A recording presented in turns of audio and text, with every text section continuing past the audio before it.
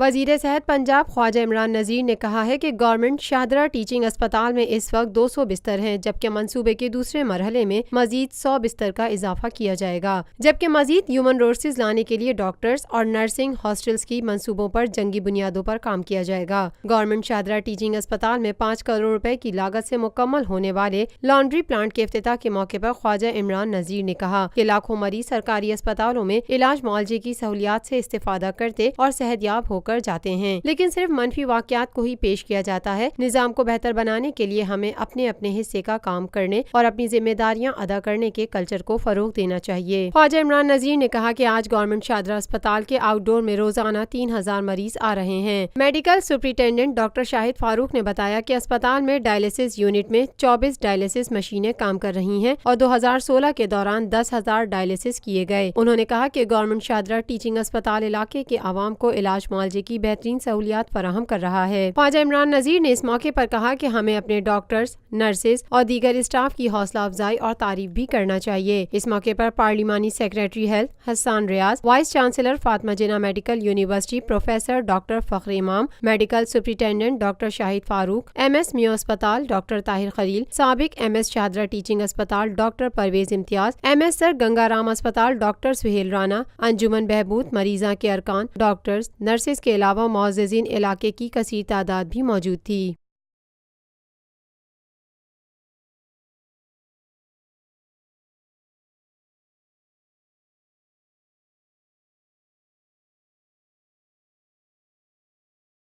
Lotus Lake Towers, a groundbreaking endeavor by Lotus Properties.